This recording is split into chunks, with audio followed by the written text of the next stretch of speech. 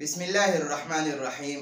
نن زموږ د تسهیل النحو دویم نمبر سبق دی او فصل بنن موږ وایو بدان کې معنی را پوه شه. د بدان معنی را پوه شه ای طالبات ته پوه شه کې چې بدان کې معنی را پوه شه چې لفظ مستعمل لفظ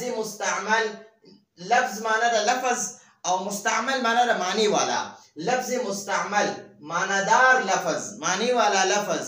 ګوره لفظ دوه قسمه دی. مونږ ویلو یو لفظ موضوع وي، یو لفظ مهمل وي. لفظ موضوع چې دی لفظ موضوع معنی والا لفظ ته وایي. لکه اوس قلم دی، قلم نو دا لفظ موضوع دی.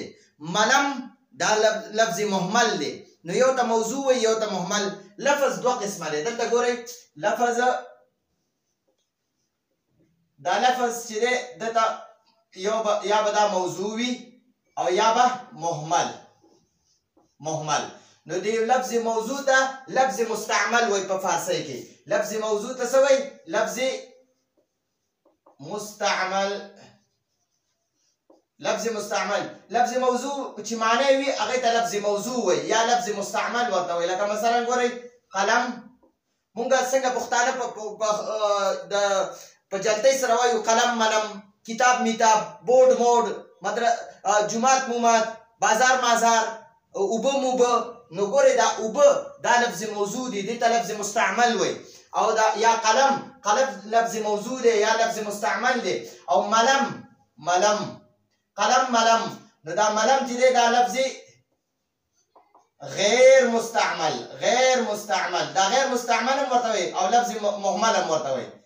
غیر مستعمل چې لکه مطلب غیر مستعمل دا دی چې معنی دا ده چې نه استعمالیږي. غیر مستعمل چې استعمالیږي نه.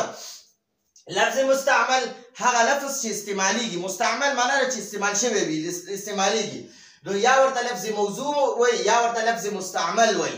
نو دغه درته وایي چې د لفظ دوه قسمه دی، یا به لفظ موضوع وي یا به لفظ مهمل وي. لفظ موضوع معنی والا لفظ ته وایي، دې ته لفظ مستعمل هم وایي. لفظ موضوع معنی والا لفظ ته لفظ موضوع هم وایي، لفظ مستعمل هم وایي. معنی والا لفظ ته لفظ موضوع هم وایي، لفظ مستعمل هم ورته وایي.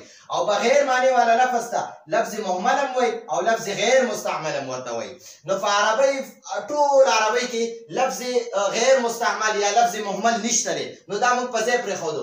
زمونږ خبره په لفظ موضوع کې ده یا لفظ مستعمل کې ده. مستعمل چې استعمالیدو والا لفظ وي، معنی والا لفظ وي. نو هغه معنی والا لفظ ته اوس ګورئ د قلم معنی شته چې قلم دې سیس ته وایي، په دې خلک لیکل کوي، دې ته قلم وایي. یا کتاب دی، کتاب مونږ یې کولو کو په هغې کې سبق وایو دغه ته کتاب. نو کتاب دا لفظ موضوع دی، دا لفظ مستعمل دی. او میتاب دا لفظ مهمل دی یا لفظ غیر مستعمل دی. ٹھیک شو؟ نو تا ته وایي بدان کې پوه شه چې لفظ مستعمل معنی والا لفظ، معنادار لفظ معنی والا لفظ. در په فارسی کې وایي په، مونږ وایي په. سخن عرب سخن کلام ته وایي، خبرې ته وایي. عرب ته وایي. در سخن عرب په کلام عرب کې بدان کې پوه شه لفظ مستعمل معنی والا لفظ. در سخن عرب په کلام عرب کې بر مانم ده په دو قسم است. دو معنی ده دوه قسم ته وایي او است ده. لفظ مستعمل در سخن عرب په کلام عرب کې، لفظ مستعمل په کلام عرب کې بر دو قسم است، په دوه قسمه دی. بر دو قسم است په دوه قسمه دی. ٹھیک شو جی؟ یو ته وایي مفرد او یو ته وایي مرکب. یو مفرد دی یو مرکب دی. تا ته وایي بدان کې پوه شه لفظ مستعمل معنی والا لفظ در سخن عرب په کلام عرب کې بر دو قسم است په دوه قسمه دی. یا به دا مفرد وي یا به مرکب وي. دا لفظ موضوع چې دی کنه، لفظ موضوع نو دا به دوه قسمه وي، یا به مفرد وي یا به مرکب وي. دا لفظ موضوع دا به یا مفرد وي یا به مرکب وي. اوس تا ته وایي مفرد څه ته وایي؟ چې لفظ هم یو وي معنی هم یو وي، دې ته لفظ مفرد وایي. لکه اوس قلم دا یو لفظ دی یو معنی ده. کتاب یو لفظ دی یو معنی ده.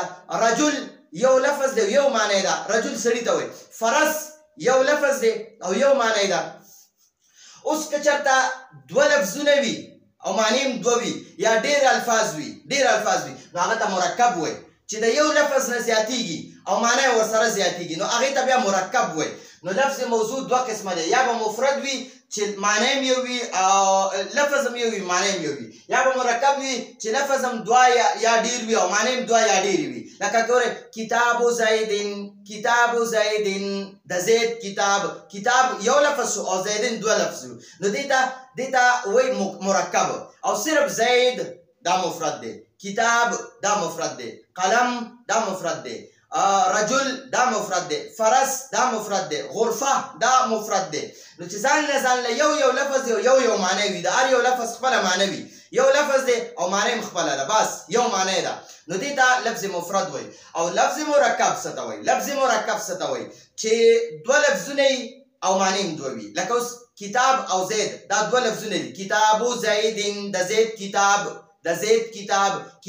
زیدن د زید کتاب غرفة زیدن د زید کمره دغه شان قلم حامد د حامد قلم ٹھیک شو جی یا زید قائم زید ولاړ دی نو دا هم دوه لفظونه شو نو چې دوه لفظونه وي نو دغه ته بیا مرکب وایي چې یو لفظ یو معنی هغې ته مفرد وایي د دې به انشاءالله په مشق کې د دې سبق نه پس بیا مشق دی په هغې کې به پوره مونږ مفرد او مرکبات پیژنو بیا مفرد کم یو لفظ دی مرکب کم یو لفظ دی خو دلته بې ځان پوهه کوي نو دلته وایي بې ځان کې پوهه شه چې لفظ مستعمل معنی والا لفظ در سخن عرب په کلام عرب کې بر دو قسمه است په دوه قسمه دی یو ته مفرد وایي یو ته مرکب وایي مفرد و مرکب مفرد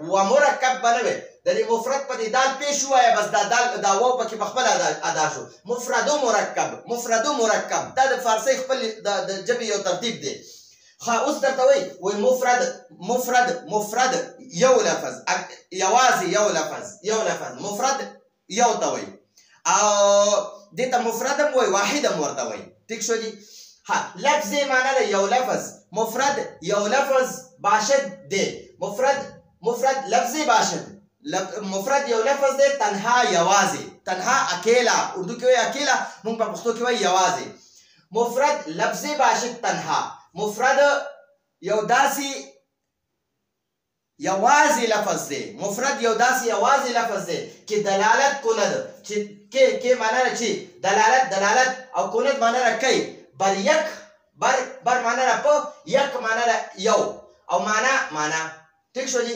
مفرد لفظ باشد تنها مفرد هغه یوازې لفظ دی چې دلالت کند چې دلالت کوي بر یک معنی په یوه معنی او هغه و معنی ده او معنی ده هغې او را معنی ده تا او هغې ته کلمه وایي کلمه گویند معنی ده وایي نو ګورئ لفظ مفرد لفظ باشد تنها مفرد هغه یوازې لفظ دی چې دلالت کوي بر یک معنی په یوه معنی را او هغې ته کلمه گویند کلمه وایي مفرد چې یو لفظ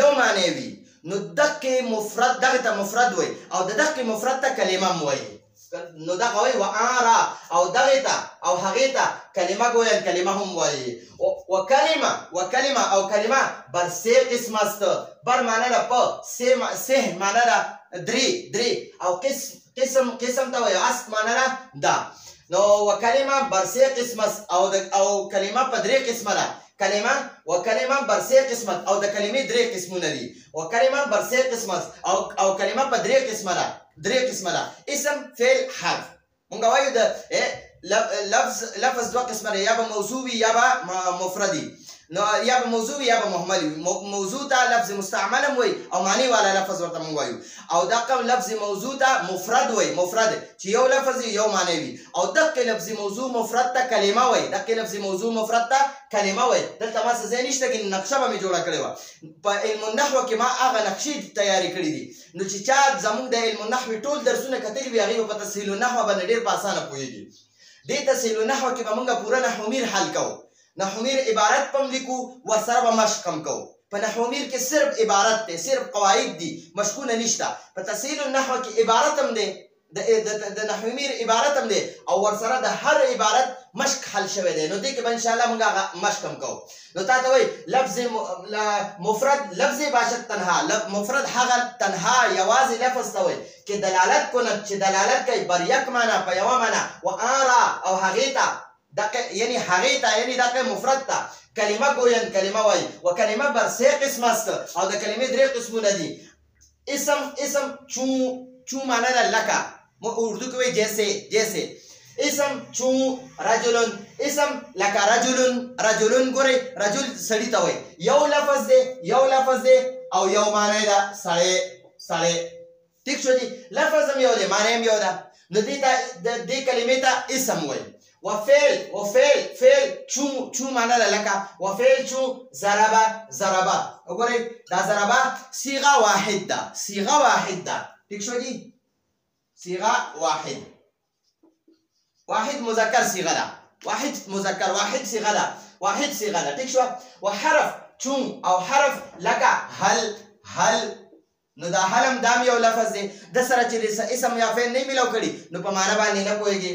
اوس لږ غونډه کې د دې اسم موږ تعریف زده کوو. اسم داسې لفظ دی، اسم داسې کلمه ده چې خپله معنا کې د بلې کلمې محتاج نه ده، بس خپله معنا یې په خپله معلومیږي او 3 زمانې هم پکې نه وي. فعل داسې کلمه ده چې په خپله معنا کې د یوې کلمې محتاج نه ده او 3 زمانو نه پکې یو زمانه وي، یا به ماضي وي، یا به حال، یا مستقبل. او حرف داسې کلمه ده چې دا په معنا ورکولو کې د بلې کلمې محتاجه ده، یا به د اسم محتاج یا به د فعل. دې سره به یا اسم یا فعل لګي د حرف سره، نو بیا به په معنا پوهیږي. نو مختصر تعریف مې درته وکړو، مخکې تعریفونه بیا د دې را روان دي. اوس تا ته وایي چونانکې معنا ده څنګه چې، مونږ وایو څنګه چې. در تصریف، در معنا ده په تصریف، علم الصرف ته وایي، علم الصرف ته. په علم الصرف کې معلوم شوي اس دی. شده معنا ده شوي او اس معنا ده دی. څنګه چې په علم الصرف کې معلوم شوي دي. اما بهرحال دا دغه راته یادوي، د کلمې 3 قسمونه راته یادوي. څنګه چې اسم په علم الصرف کې معلوم شوی، فعل په علم الصرف کې معلوم شوی او حرف په علم الصرف کې معلوم شوی، داسې په علم النحو کې مونږ د دې پوره تعریفونه کړي دي. اما بهرحال اوس دې ځای پورې د مفرد تعریفونه درته وکړه، د مفرد باسي درته وکړو. د اما مرکب اوس درته دلته وایي بهرحال مرکب. اوس درته د لفظ موضوع دویم قسم ښایي. لفظ موضوع 2 قسمه دی، یا به لفظ موضوع مفرد وي، یا به لفظ موضوع مرکب وي. چې یو لفظ یو معنی وي دغه ته لفظ موضوع مفرد وایي. چې دوه لفظونه یا ډېر لفظونه یو معنی هم ډېرې وي نو دغه ته لفظ مرکب وایي. اوس تا ته د مرکب تعریف کوي. اما بهرحال مرکب لفظ باشد. مرکب یو داسې لفظ دی، لفظ باشد یو لفظ دی. لفظ معنا ده یو لفظ. اوس قلم دی، نو دې سره چې دا اوږده یا ولګې که نه مونږ ورته غټه یا وایو. دا قلم دی، قلم که دې سره دې دا یا ولګوله که نه نو بیا د دې معنا ده یو قلم، قلمې یو قلم، کتاب یو کتاب. نو دا لفظ یو لفظ. اما بهرحال مرکب لفظ یو لفظ باشد دی. مرکب یو لفظ دی که از 2 کلمه یا بیشتر حاصل شده باشد. چی؟ از که معنی ده چی؟ از معنی ده نه، 2 کلمونه یا بیشتر معنی ده زیادو، یا ده زیادو کلمونه حاصل شوه باشد وی. ګورئ مرکب یو داسې لفظ دی چې د 2 کلمو یا د زیاتو کلمو نه حاصل شوی وي. مرکب داسې لفظ دی چې د 2 یا د زیاتو کلمو نه جوړ شوی وي. مفرد داسې لفظ دی چې یو لفظ یو معنی وي، هغې ته مفرد وایي. مرکب داسې لفظ دی چې د 2 یا د زیاتو کلمو نه حاصل شوی وي. و مرکب بر 2 گونه است. و مرکب بر معنی ده په 2 دلته کې ورته زه 2 ولیکم. گونه معنی ده قسم. است معنی ده دی. و مرکب بر 2 گونه است. بیا د مرکب 2 قسمونه دي. یو ته مرکب مفید وایي چې په معنی پوره وي او په هغې کې څه طلب وي، د یو څیز غوښتنه وي، یا د یو خبرې خبر چاله ورکولی زه تا ته وایم تا ته پته نشته زه تا خبروم زید لاړو نو تا ته د زید د تلو خبر میلاو شو یا زه تا ته وایم کتاب راکا نو ما تا نه د کتاب طلب وکړو چې کتاب راکا نو ګورئ دا مرکب مفید یو مرکب مفید وي یو مرکب غیر مفید دی د مرکب بیا دوه قسمونه دي د مرکب بیا دوه قسمونه دي یو ته مرکب مفید وي یو ته مرکب غیر مفید وي مرکب مفید هغه ته وایي چې په هغې کې خبر زه تاله درکوم یاره ستا کتاب ورک شو تا ته پته نشته خو زه راته وایم ستا کتاب ورک شو نو دا تا ته پته نه وه ما خبر کړې نو تاله ما خبر درکو یا زه تا ته وایم کتاب راکه نو تا نه ما د کتاب طلب وکړو چې کتاب راکه یا درته وایم اوبه راکه یا درته وایم قلم راکه د یو څیز د غوښتنې یو څیز مې درنه وغوښتو نو یا د یو څیز غوښتنه وي په مرکب مفید کې یا د یو څیز خبر ورکولی دا مرکب مفید دی مرکب غیر مفید کې نه خبر وي او نه طلب وي زه تا ته وایم د زید قلم نو څه چلو شو د زید په قلم څه وشو یا زه تا ته وایم د زید د پلار ملګری نو څه خبره مې نیمه کې پرېښوده نو نیمګړې خبرې ته مرکب غیر مفید وایي پوره خبرې ته مرکب مفید وایي مرکب مفید پوره خبرې ته وایي زه راته وایم زید جومات ته لاړو مونځ یې وکړو زید جومات ته لاړو مونځ یې وکړو نو پوره خبره مې درته وکړه او زه راته وایم زید جومات ته نو څه مخکې خبره مې پوره نه کړه نو دا نیمګړې خبره ده نو پوره خبرې ته مرکب مفید وایي نیمګړې خبرې ته مرکب غیر مفید وایي نو اوس تا ته دقه وایي چې مرکب بر دو گونه است چې مرکب په دوه قسمه دی مفید و غیر مفید یو مرکب مفید دی یو مرکب غیر مفید اوس درته د مرکب مفید تعریف کوي مفید هغه اصل معنا نه دی مرکب مفید هغه دی چې چون چې لکه قائل معنا د ویونکي بر معنا د په معنا د هغې ویونکي په هغې سکوت معنا د چپ او کن معنا د شي سکوت کند چې قائل ویونکے قائل مانا دا ویونکے قائل بولنے والا اردو کی وی بولنے والا امونگا ورطا وی ویونکے نو قائل برآن پا مرکب مفید باندے سکوت مانا دا چپ شی خاموش شی کند مانا دا شی سامع اوریدون کی تا را تا اوریدونکي ته طلب معلوم شود طلب یو طلب معلوم او شود معنا رشي مرکب مفید هغه کلمې ته وایي مرکب مفید هغه ته وایي چې هغه لفظ ته مرکب مفید وایي چې